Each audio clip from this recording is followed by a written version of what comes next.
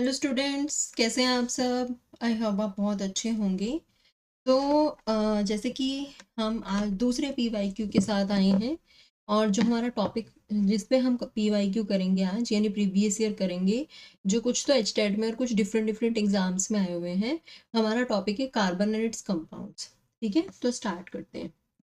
App पर ये वाला चैप्टर पूरा हो चुका है और अभी हम इनके पीवाईक्यूज करते हैं। मैं आपसे एक रिक्वेस्ट करूंगी कि जब भी आप क्वेश्चन को देखें, जब भी वीडियो में वो चले, तो 1 मिनट का उसे पॉज दें और फिर खुद से करने की कोशिश करें।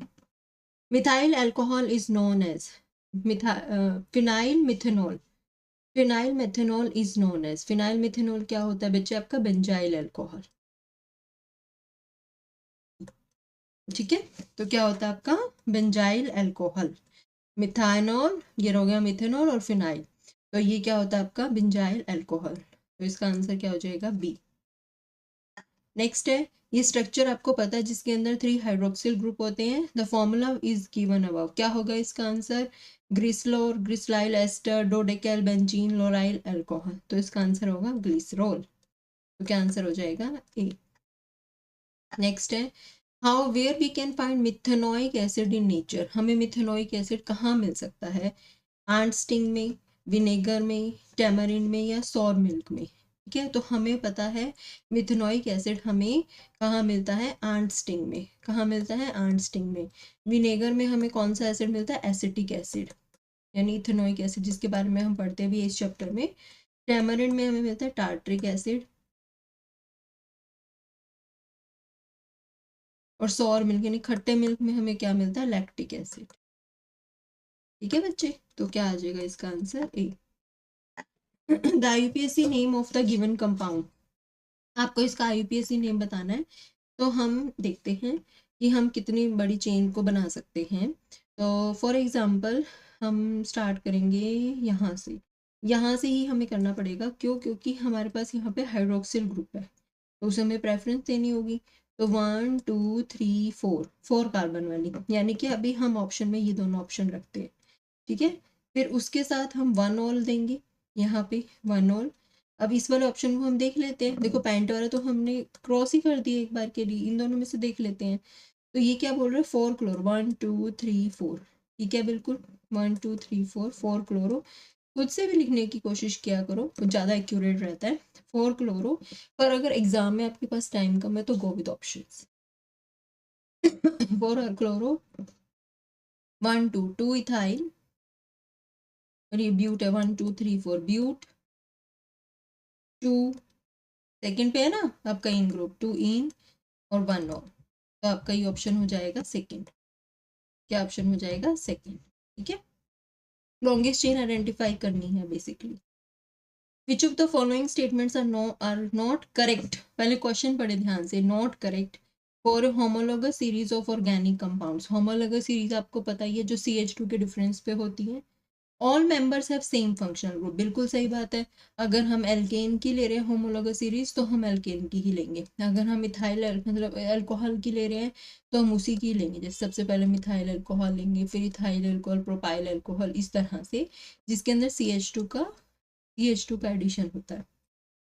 All members have same chemical properties. बिल्कुल, क्योंकि फंक्शनल ग्रुप से ये फंक्शनल ग्रुप से ही प्रॉपर्टीज डिफाइन होती हैं। Boiling point increases with the molecular mass. सही है, जैसे जैसे हम आगे जाएंगे, क्योंकि एक CH2 ऐड हो रहा है, तो उसका बॉइलिंग पॉइंट जो है वो बढ़ रहा है। All members have same physical properties. No, क्योंकि जैसे जैसे आपका मास बढ़ता है तो फिजिकल प्रॉपर्टीज अलग हो जाती हैं। ठीक है, तो इसलिए ये ऑप्शन नहीं होगा। All members having same molecular mass and same boiling point. नहीं, हम तो होमोलोगस सीरीज के बारे में बात कर रहे हैं ना, जिसके अंदर CH2 का एडिशन होता है, तो ये वाला ऑप्शन भी नहीं होगा। तो क्या हो जाएगा आपका? बी। अब dash is converted into acetic acid when heated in the presence of B. B is a dash agent, यानी हमें ये पता चल गया। सी में देखो सबसे पहले कि या तो वो रिड्यूसिंग होगा या ऑक्सीडाइजिंग होगा, दो ही एजेंट होते हैं हमारे पास। अब एसिटिक एसिड में कन्वर्ट हो रहा है, यानी कि आपके प्रोपेनोइक इथेनोइक एसिड में कन्वर्ट हो रहा है आपका। तो आपको ये पता है कि अगर ये एसिटिक एसिड में कन्वर्ट हो रहा है, ठीक है, हमारा एसिड, तो कौन कन्वर्ट होते हैं? आपके जो अल्कोहल्स होते हैं। ठीक है, तो यहाँ पे क्या हो जाएगा, इथाइल अल्कोहल C2H5OH। जब हम इसे वो करेंगे तो CH3COOH, यहाँ पे ऑक्सीडेशन हो जाएगा, एक ऑक्सीजन ऐड हो जाएगा। In heated in the presence of b मतलब पोटेशियम परमैंगनेट। पोटेशियम परमैंगनेट एक बहुत अच्छा ऑक्सीडाइजिंग एजेंट होता है। और ये कैसा ऑक्सीडाइजिंग, अब देखो हम अगर ऑप्शंस के थ्रू चलते हैं ना तो हमें ये पता है कि एसिटिक एसिड में कन्वर्ट हो रहा है, यानी कि ऑक्सीडेशन हो रहा है, तो हम रिड्यूसिंग वाले तो दोनों क्रॉस ही कर देते हैं। ठीक है, बचते कौन से, ऑक्सीडाइजिंग वाले केवल।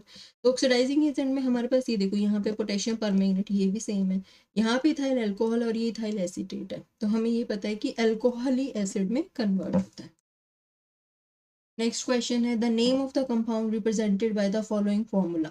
ये फॉर्मूला दे दिया आपके पास 1 2 3, तो क्या होगा इसके अंदर, प्रोप, आपको पता है 3 कार्बन में प्रोप। और सबसे पहले तो फंक्शनल ग्रुप आइडेंटिफाई करना आना चाहिए, तो यूएच है आपके पास, तो प्रोपेनल, सॉरी प्रोपेनल तो क्या हो जाएगा, प्रोपेनल 1 2 3। एल्डिहाइड ग्रुप है तो प्रोपेनल, तो क्या ऑप्शन हो जाएगा, सी। सीधा होता है, ये तो फंक्शनल ग्रुप आइडेंटिफाई करो, ये सारे क्वेश्चंस आपके एग्जाम्स में आए हुए। The common name of pentoic acid, जो पेंटोइक एसिड होता है उसका कॉमन नेम क्या होता है, तो कुछ ही कि आपको कॉमन नेम ध्यान रखने हैं। ठीक है, जैसे कि आपका एसिटिक एसिड हो गया, इस तरह से। तो 1 मिनट बच्चे,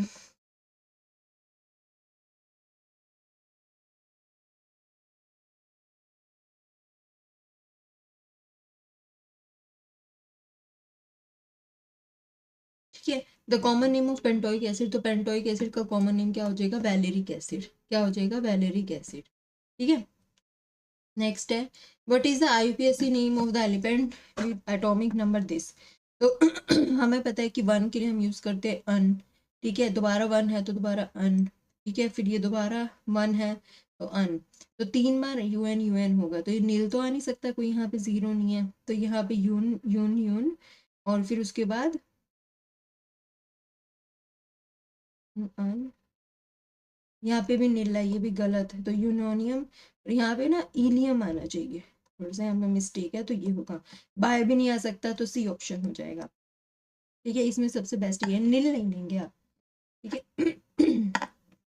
अब है, क्योंकि जो हमारा नील होता है ना, वो उसके लिए यूज होता है। 1 मिनट,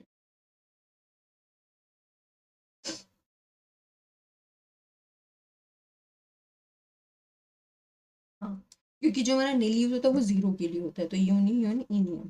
ठीक है, the IPSC name of the following is, अब देखो इसके अंदर बच्चे देखो डबल बॉन्ड भी आ गए, अल्कोहल पे आ गए, तो हमारी कोशिश ये रहेगी कि हम दोनों को ही मिनिमम नंबर दे सकें। तो अब ये देखो, कहीं भी आपको ये दिखेगा कि इस चेन के अंदर इन्होंने 5 कार्बन तो काउंट ही नहीं किए हैं। ठीक है, हमारे पास तो 5 दिख रहे हैं, तो हमें 4 में ही, देखो ऑप्शंस के थ्रू भी जाना होता है, तो हमें 4 में ही बनाना पड़ेगा। तो 4 के अंदर अगर हम यहाँ से स्टार्ट करते हैं 1 2 3 4, तो हमारे पास मतलब जो ब्यूट वाला है वो भी कंप्लीट हो जाएगा। ठीक है, और साथ में नॉवेस्ट नंबरिंग भी चली जाएगी। तो 1 पे क्या है, अब यहाँ पे अगर हम बात करें तो तो हम इधर चलें, तो 2 पे है आपका ब्रोमो, ठीक है, 2 पे है ब्रोमो, 3 पे है मिथाइल, ये तो सही मजा आ रहा है, और फिर उसके बाद ब्यूटेनो।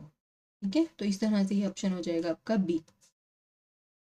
नेक्स्ट है, the shortest carbon carbon bond distance is found in, देखो हमारे पास कार्बन कार्बन होता है, कार्बन डबल बॉन्ड होता है, कार्बन ट्रिपल बॉन्ड होता है। ठीक है, यहाँ पे इसकी हाइब्रिडाइजेशन sp3, आई होप आपको हाइब्रिडाइजेशन क्लियर होगी। इसके अंदर आपकी sp2 और इसके अंदर sp। ठीक है, तो क्योंकि ये 4 के साथ अटैच है, तो जो sp है उसके अंदर तो 50-50% करेक्टर है, तो इसके अंदर जो बॉन्ड होगा वो सबसे छोटा होगा, तो इसका आंसर क्या आ जाएगा, सी ethyne. Which of the following statement is wrong? Carbon with sp hybrid orbital is more electronegative than sp2 hybrid orbital। ये मैंने अभी बताया आपके पास, क्यों, क्योंकि जिसके पास ज्यादा sp, जैसा ज्यादा s करेक्टर होता है वो ज्यादा इलेक्ट्रोनेगेटिव होता है। The size of sp3 hybrid orbitals of carbon is smaller than that of the sp hybrid orbitals। ये बोल रहा है कि जो आपके sp3 के हाइब्रिड ऑर्बिटल्स होते हैं उनका साइज जो होता है वो छोटा होता है एज कम्पेयर टू sp। ठीक है, नहीं sp नहीं, sp3 के अंदर तो साइज बड़ा होगा, ठीक है। क्यों? क्योंकि यहाँ पे 25%, यहाँ पे देखो 4 में डिवाइड करेंगे तो 25% ही वो है आपके पास आयनिक, मतलब एस करेक्टर या इलेक्ट्रोनेगेटिविटी। इसमें तो 50-50% है, तो यहाँ पे साइज जो होगा वो ज़्यादा छोटा होगा। तो मुझे ये बात गलत लग रही है। बाकी और देख लेते हैं। Among Us methane, ethane, CH4 methane हो गया आपका, C2H4, C2H2, CH। The bond length is maximum in methane. बिल्कुल सही बात है। क्यों? क्योंकि इसके अंदर जो जो एस करेक्टर है वो कम है, दूर दूर होंगे वो। The resonating structure do not differ in the number of unpaired. हाँ, रेजोनेटिंग स्ट्रक्चर्स में नंबर ऑफ अनपेयर्ड्स का वो नहीं होता है, बस डबल बॉन्ड शिफ्ट होता है। यानी ये है कि बी, मतलब उससे डिफरेंस नहीं होते हैं। तो गलत कौन सी स्टेटमेंट है? बी। क्योंकि देखो, जो sp3 हाइब्रिड ऑर्बिटल्स होते हैं वो बड़े होते हैं, उनके ऊपर एस करेक्टर कम होता है, और वो मतलब छोटे भी नहीं होते, बड़े होते हैं वो, ठीक है। कि जैसे जैसे हमारा एस करेक्टर बढ़ता रहेगा तो हमारे हाइब्रिड ऑर्बिटल्स का जो साइज है वो भी घटता रहेगा। In which of the following ions all bonds are not equal. देखो, किसमें इक्वल नहीं है? तो आप देखिए BF4 का स्ट्रक्चर, इसने क्या किया, इसके पास 3 तो है, बी के पास 3 है, तो एक और ले लिए, ठीक है। तो BF4 1 2 3 4, एक इसके पास ये रह गया केवल, तो 4sp3। तो इस तरह से हम कर लेंगे। SiF4, ठीक है। तो SiF4 कार्बन वाली फैमिली है, तो सिमिलरली ये हो जाएगा। अब इस स्ट्रक्चर की ओर देखो, SF4 यानी सल्फर 1 2 3 4 5 6, 4 इसके साथ फ्लोरीन जुड़े हैं, ठीक है। और आपके पास 4 फ्लोरीन तो जुड़े हैं इनके पास। ये इसको जो अपने वो है ना BF3, ये ट्रायंगुलर में लेके, एक मिनट, ठीक है। अब इसके 4 तो ये जुड़े, अब इसकी जो हाइब्रिडाइजेशन हो जाएगी sp3d। sp3d होते ही आपको पता है क्या होता है? Trigonal bipyramidal. ट्राइगोनल बाइपिरामिडल के अंदर 2 एक्सियल और 3 इक्विटोरियल, ठीक है। 2 एक्सियल और 3 इक्विटोरियल। तो आपको पता है जो एक्सियल वाले होते हैं वो लंबे होते हैं, तो इसके अंदर क्या होगा, SF4 के अंदर आपकी जो बॉन्ड लेंथ होंगे वो इक्वल नहीं होंगे। HCF4 1 2 3 4 7 8 4 6 हो जाएगा। ऑक्टाहेड्रल होगा तो इसमें सब सेम होते हैं 90 डिग्री पे। पर इसमें SF4 के अंदर जो PCl5 की तरह स्ट्रक्चर हो जाएगा, तो इसके अंदर एक्सियल वाले होते हैं वो 90 डिग्री पे होते हैं, इक्विटोरियल वाले होते हैं वो 120 डिग्री पे होते हैं। The number of sp2 hybrid orbitals, अभी स्ट्रक्चर बनाओ, नॉन है यानी 9 कार्बन, 1 2 3 4 5 6 7 8 9, 1 2 3 4 5 6 7 8 9।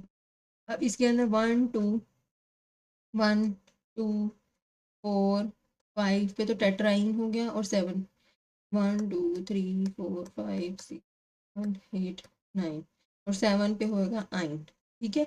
तो आपको बताना है कि नंबर ऑफ sp2 और sp3। अब कार्बन पूरे कर लो, 1 2 3 4, 1 2 3 4 1 2 3। मैं 1 2 3 4 हटा देती हूँ एक बार, तो ना कंफ्यूजन ही होगा, क्योंकि मैं हाइड्रोजन भी पूरा कर रही हूँ ना। 1 2 3 4 इसके पूरे हैं, इसके एक होगा, इसका भी एक होगा, इसके पूरे हैं, इसका एक होगा, ये पूरे हैं, ये पूरे हैं, इसके ऐसे, ठीक है। तो अब हमें ये देखना है, 1 2 3 ये हो जाएगा sp2, ठीक है। ये होगा sp, ये sp2 1 2 3 4, ये आपको आना चाहिए बच्चे, ठीक है। sp2 अगर लगेगा आपके कमेंट्स आए कि मैम सिखा दो हाइब्रिडाइजेशन, तो मैं आपको एक अलग से डिफरेंट क्लास में सिखा दूंगी, यूट्यूब पे डाल दूंगी वो sp, अगर आप लोगों के कमेंट्स आए तो, ठीक है। sp2 sp sp sp3, अब गिनो, sp2 1 2 3 4, 4 हो गए आपके sp2, ठीक है। अच्छा, और sp1 ये दोनों में देख लेते हैं, तीनों में ऐसे ही है, ठीक है। 1 2 3 और 4, 1 2 3 और 4, 4 हो गया आपके sp, तो ये ऑप्शन सही हो जाएगा सी, ठीक है। How many hydrogen are present in the formula of hexane. को पता है एल्केन्स का फॉर्मूला होता है CnH2n+2, तो हो जाएगा C6H14, 48। Which of the following is correct?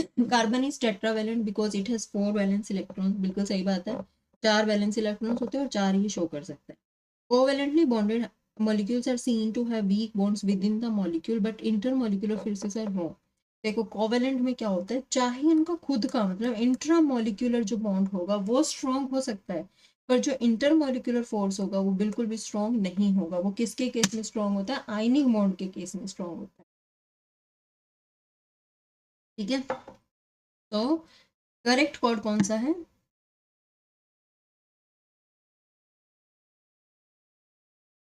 1 सही है। ठीक है, covalent bond are seen to have weak bonds within the molecule, उनके बीच में स्ट्रॉन्ग बॉन्ड होते हैं, पर इंटरमोलिक्यूलर फोर्सेस नहीं, इंटरमोलिक्यूलर आयनिक में स्ट्रॉन्ग होते हैं। इसको इसको क्या मतलब है कार्बन से? तो उसमें ज्यादा स्ट्रॉन्ग नहीं होते। Compounds of carbon which are linked by only single bonds, single bonds होते हैं तो क्या होता है? सैचुरेटेड। मैंने आपको बताया होगा ये अच्छे से, हमने जब ऐप पे क्लास ली थी। सैचुरेटेड में सिंगल बॉन्ड और अनसैचुरेटेड में डबल और ट्रिपल बॉन्ड। ठीक है, क्या ऑप्शन हो जाएगा? ए। आंसर्स लिख रही है।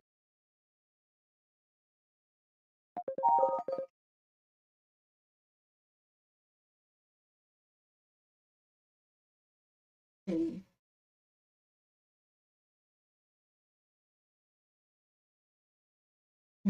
The compound represented by structure, ये स्ट्रक्चर किसका है? तो आपको पता है जब ये double bond, C double bond, और मैंने आपको अच्छे से बताया हुआ है सी डबल बॉन्ड और बीच में होता है तो ये कीटोन होता है। तो 1 2 3, 3 का स्ट्रक्चर प्रोपेनॉन। ठीक है, तो क्या हो जाएगा? बी। एक मिनट बच्चे।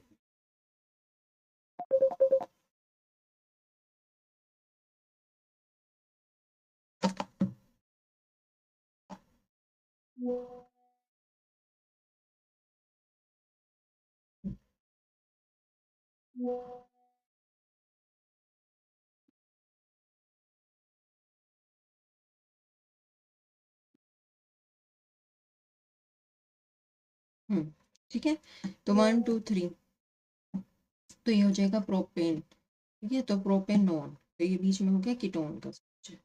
Which molecule contains both ionic and covalent bonds, किस में होता है? ठीक है जी। हम्म देखो किस में, सॉरी फॉर डिस्ट्रैक्शन, वैसे ही बंद ही कर रही हूँ।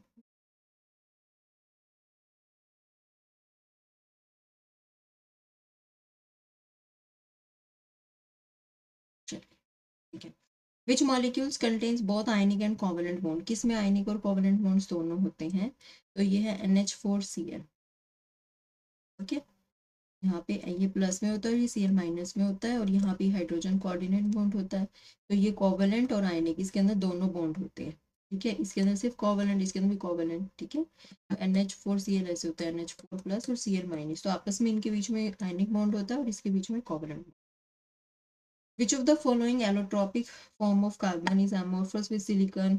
सिलिकॉन के साथ कौन होता है? आपका डायमंड। ठीक है, जैसे सिलिकॉन अपना स्ट्रक्चर बनाता है ऐसा ही, इस तरह से वो Cl के साथ बॉन्डेड होता है, उसी तरह से आपका कार्बन भी सिंगली बॉन्डेड होता है। नेक्स्ट है the CO bond in carboxylic acid is, ये देखो C डबल बॉन्ड O और OH। ठीक है, तो ये जो बॉन्ड होता है, अब इसके अंदर हम देखेंगे तो ये कैसे बॉन्डेड है। 1 एक हाइड्रोजन के साथ हो गया, और इसके बाद 2 खुद के लोन पे, तो ये sp3। ठीक है, और इसके अंदर अगर हम देखें तो ये है sp2, तो ये sp2 sp3 शॉर्टर, छोटा हो जाता है इनसे, क्योंकि ऐसे मतलब रेजोनेंस में आता रहता है, तो ये शॉर्ट हो जाता है। ये हो जाएगा इसका आंसर। ग्रेफाइट है, ग्रेफाइट की कैसी हाइब्रिडाइजेशन होती है? तो sp2। ग्रेफाइट की कैसी हाइब्रिडाइजेशन होती है? sp2। ये मतलब आपको एलोट्रोप्स मैंने बताया हुआ है, ये जो डायमंड होता है उसकी sp3। ठीक है, वो सारे 4 के साथ अटैच होता है, और ये डबल मतलब इस तरह से वो बनाता है, शीट्स बनाता है, तो ये sp2। Which of the following set can be used as a denaturation. Denaturation के लिए मैंने आपको बताया हुआ, एक तो हम मिथेनॉल यूज करते हैं, एक पिरिडीन और एक कॉपर सल्फेट। ठीक है, तो हम ये सब यूज करते हैं। ठीक है, तो मिथेनॉल, पिरिडीन और कॉपर सल्फेट, ऑप्शन हो जाएगा सी। नेक्स्ट है, which of the following statements are incorrect for carbon compounds. Most carbon compounds are good conductor of electricity. Most carbon compounds have ionic bonds. Force of attraction between molecules of carbon atoms is not very strong. Methanol, acetic acid and acetone are carbon compounds. तो carbon compound जो होते हैं वो good conductor नहीं होते हैं, जैसे diamond नहीं होता, सिर्फ ग्रेफाइट ही जो होता है वो आपका गुड कंडक्टर होता है। तो हम ये बोलेंगे कि मोस्ट तो ये नहीं होगा। ठीक है, most carbon compounds have ionic bonds. No, हमने तो पढ़ा ही था चैप्टर में कि जो कार्बन होता है वो टेट्रा मतलब टेट्रावेलेंसी शो करता है, कैटेनेशन शो करता है, और वो कोवेलेंट बॉन्ड शो करता है। हमने कोवेलेंट बॉन्ड का इंट्रोडक्शन ही यहीं पे दिया था। तो आयनिक बॉन्ड्स नहीं दिखाता है, मोस्ट नहीं दिखाते, कुछ ही दिखा सकते, few. Force of attraction between molecules of carbon atom is not very strong. ठीक बात है, ज़्यादा स्ट्रॉन्ग नहीं होता है क्योंकि आयनिक बॉन्ड ज़्यादा स्ट्रॉन्ग होते हैं। मिथेनॉल, एसिटिक एसिड और एसीटोन ज़्यादा कार्बन कंपाउंड्स होते हैं। ठीक है, तो ये क्या ऑप्शन आ जाएगा आपका, सी एंड डी। इनकरेक्ट पूछा है तो ए एंड बी। देखो इसी में कंफ्यूजन होता है, अगर इनकरेक्ट पूछे तो आपका ए और बी, और अगर करेक्ट पूछे तो सी और डी। तो क्वेश्चन को ध्यान से पढ़िए। Soaps are performed by the reaction of dash with caustic soda। तो हम एस्टर्स की रिएक्शंस करवाते हैं, जब हमने सैपोनिफिकेशन पढ़ा था, जिसमें हमने एस्टर्स फॉर्म करने के बाद हम उनकी कास्टिक सोडा से रिएक्शन करवाते हैं, तो हमारा क्या बन जाता है, सॉप बन जाता है। A student studies with a soap molecule has two ends, one of which is ionic and the other is carbon chain. Which of the following option explain the interaction of soap molecule with oil?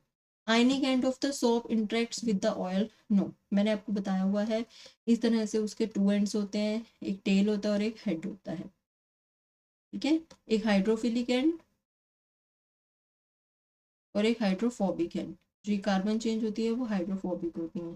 तो जो आयनिक and जो होता है वो oil के साथ react करता है, नो, वो वाटर के साथ करता है, ये गलत है। The closest and of the soap interacts either, ये ऐसे कुछ भी नहीं है कि आइदर आयनिक और नो। आयनिक जो होगा वो हाइड्रोफिलिक होगा और ये हाइड्रोफोबिक होगा। Carbon chain and of the soap interacts with the oil, सही बात है। Neither ionic NOR carbon chain interacts with oil since soap is made up from oil. तो ये भी गलत है, ऐसा कुछ नहीं है। तो उसने क्या ऑब्जर्व किया कि कार्बन जो है, कार्बन एंड जो है वो तो ऑयल के साथ इंटरेक्ट करता है, जो आपका आयनिक एंड है, जो सोडियम वाला या जो चार्ज वाला आयन होता है वो हाइड्रोफिलिक के साथ interact. The correct sequence of number of carbon atoms present in CNG। देखो CNG में बेसिकली मीथेन ही होता है, तो CH4 1 कार्बन एटम। डीजल के अंदर अगर हम बात करें तो डीजल के अंदर 12 से 20 कार्बन एटम्स होते हैं, और पेट्रोल के अंदर 5 to 12 कार्बन एटम्स होते हैं। तो सबसे ज़्यादा किस में हो जाएंगे, डीजल में। ठीक है, फिर उसके बाद पेट्रोल में, और फिर इसमें आपका कंप्रेस नेचुरल गैस में। नेचुरल गैस आपको पता है सिर्फ मीथेन होती है, तो आप इसी ऑप्शन से भी कर सकते हैं। नेक्स्ट है, which one of the following is the general formula of alkenes. Alkenes का फॉर्मूला बताना है, तो क्या होता है, CnH2n। एल्केन्स का होता है CnH2n + 2। Alkenes CnH2n, alkynes CnH2n -2। तो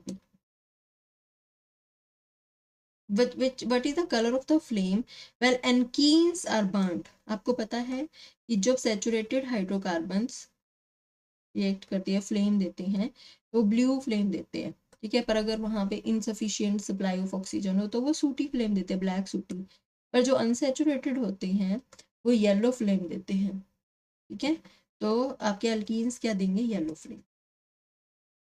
Compound X produced at oil refineries are also present in natural gas, which when mixed with steam and passed over a nickel catalyst are at this produce hydrogen as a byproduct।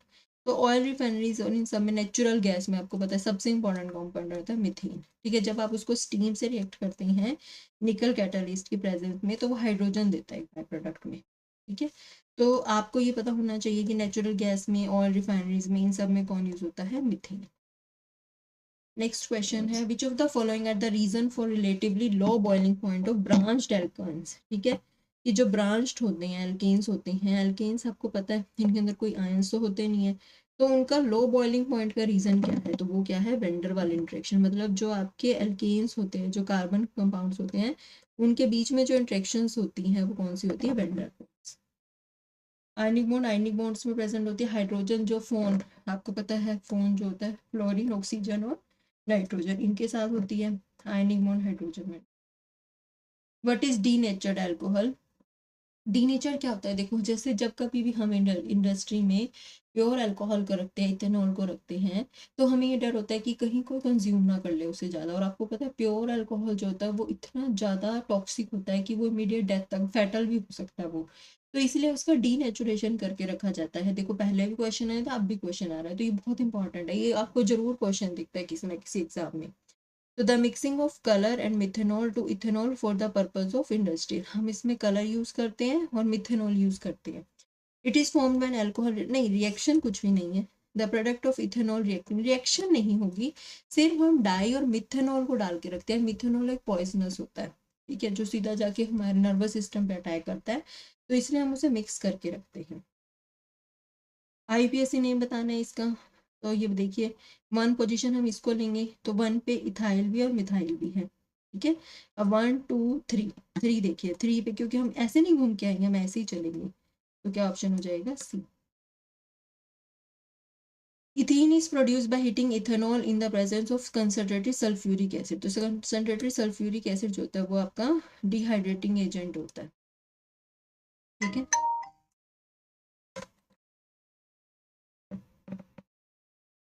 Hold on बच्चे, एक minute.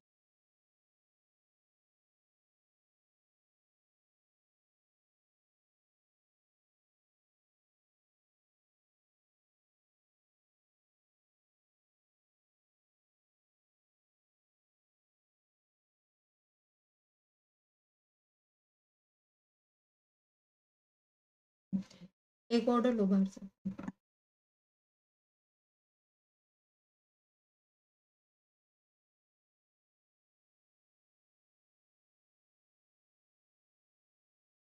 चलिए तो ये dehydrating agent होता है जो आपका water का रिमूवल करता है, ठीक है, वाटर का रिमूवल हो जाएगा तो CH2 तो ये आपका जो कंसंट्रेटेड सल्फ्यूरिक एसिड है वो एक डिहाइड्रेटिंग एजेंट की तरह काम कर रहा है, जो वाटर को रिमूवल कर, ठीक है बच्चे।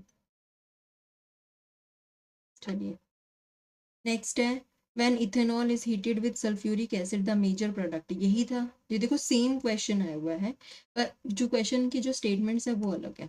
CH3 CH2OH, जब उसको कंसनट्रेटेड सल्फ्यूरिक एसिड के साथ मिक्स करेंगे तो वाटर रिमूव हो जाएगा, तो CH2CH, ठीक है। Which of the following reaction produce methane, ethene कौन बनाता है, अगर सोडियम के साथ रिएक्शन होगी तो क्या बन जाएगी, CH3CH2ONA, तो ये क्या इथीन बना, नो, इसमें इथीन बन जाएगा क्योंकि हॉट सल्फ्यूरिक कंसनट्रेटेड एसिड आपका डिहाइड्रेटिंग एजेंट की तरह काम कर रहा है, ये एस्टर्स बनाएगा, ठीक है, और ये ऑक्सीडेशन करवाएगा, आपका ये बना देगा ऑक्सीडेशन, CH3C डबल बॉन्ड हो गए, तो क्या आंसर हो जाएगा, बी। यही है कि जो आपको इथेनॉल और इथेनोइक एसिड के रिएक्शंस है ना, वो आपको डिफरेंट डिफरेंट फॉर्म में पूछ सकता है, तो आपको अच्छे से ध्यान रखना। Which one of the following is the journal formula of alkenes, ये क्वेश्चन रिपीट हो गया, सॉरी, तो अब इसमें एल्कीन्स कर लो, ठीक है, तो आप बताएंगे खुद इसका आंसर डी। अच्छा, what is formed when, what is the colour of the flame when alkenes are burn, तो एल्केन जब बर्न करते तो बहुत सुंदर ब्लू कलर की फ्लेम आती है, पर अगर वहां पे इनसफिशिएंट सप्लाई ऑफ ऑक्सीजन है तो कौन सी फ्लेम हो जाएगी, ब्लैक सूटी flame. The valency of carbon is, tetra valency हम पढ़ते ही आ रहे हैं, कार्बन के बारे में खास बात क्या है, एक तो वो टेट्रा वैलेंट है, ये कैटेनेशन शो करता है, ठीक है, तो 4। Oxidation of ethanol in the presence of hot alkaline KMnO को ऑक्सीडेशन करना है, और इथेनॉल का ये रिएक्शन तो हमने पढ़ी ही है, CH3CH2OH, इसका ऑक्सीडेशन करवाएंगे तो CH3COH ethanoic acid. Which of the following statements about carbon is true? It always form ionic compounds. No. Always नहीं, कुछ बना सकता है पर अधिकतर ही आयनिक बॉन्ड्स ही बनाता है. It has 4 valence electrons and forms covalent bonds. सही बात है. It cannot form long. अरे ये तो कार्बन की प्रॉपर्टी है कैटेनेशन, तो ये गलत है. It has 2 valence electrons. No, carbon has 4 valence electrons. The ability of carbon to form long chain, इसे हम बोलते हैं catenation. Which of the following is used as a fuel in oxy acetylene welding? तो आपकी welding के अंदर जो use किया जाता है वो किया जाता है इथाइन का. ठीक है, आप ये ध्यान रखिए. So of molecules have two ends. The hydrophilic end, जो हाइड्रोफिलिक यानी फिलिक का मतलब होता है लविंग, मैंने आपको बताया हुआ है. तो कौन सा होगा? Water attracting. ठीक है, हाइड्रो मीन्स पानी, philic means loving. The functional group in methanoic acid is C double bond OH. Oic acid है ना. नेक्स्ट है, which property makes carbon form a vast number of compounds? किसकी वजह से हो पाता है? तो catenation and tetravalency. High electronegativity carbon की नहीं है, बहुत बैठे हैं उसके ऊपर. सब ज्यादा तो ये फोन, क्लोरीन, ऑक्सीजन और नाइट्रोजन. लो एटॉमिक मास ऐसा भी नहीं है, 12 है उसका. रेडियोएक्टिविटी कार्बन का एक आइसोटोप रेडियोएक्टिविटी शो करता है, पर उसकी वजह से ये नहीं प्रॉपर्टी आती है कि वो बहुत सारे नंबर ऑफ कंपाउंड्स बना सके. The IPSC name of this is, तो 1 2 3, तो प्रोपेनल.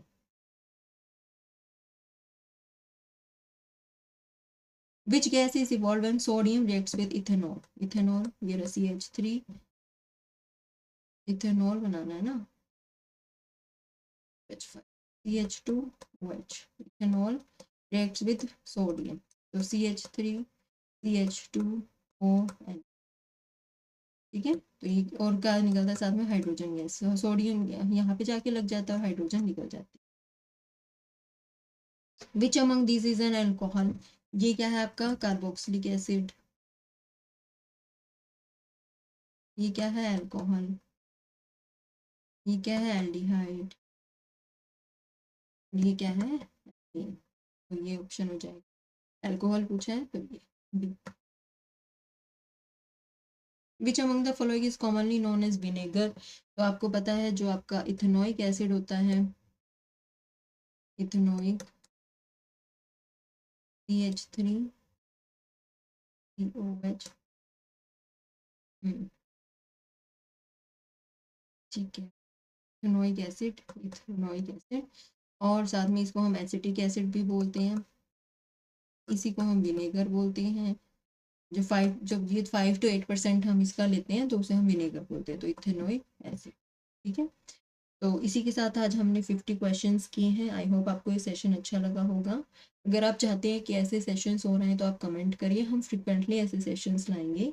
और मेरी एक रिक्वेस्ट आपसे यही है कि क्वेश्चन को पढ़िए, खुद करने की कोशिश कीजिए. देखिए, वीडियोस हम इसलिए लाते हैं ताकि आपको, आप जैसे मतलब फॉर एग्जांपल कहीं जल्दी जल्दी क्विक रिवीजन चाहते हैं तो खुद को एनालाइज तभी करिए, वीडियो को रोकिए, आंसर देखिए, पहले खुद करिए फिर आंसर देखिए. ठीक है, थैंक यू.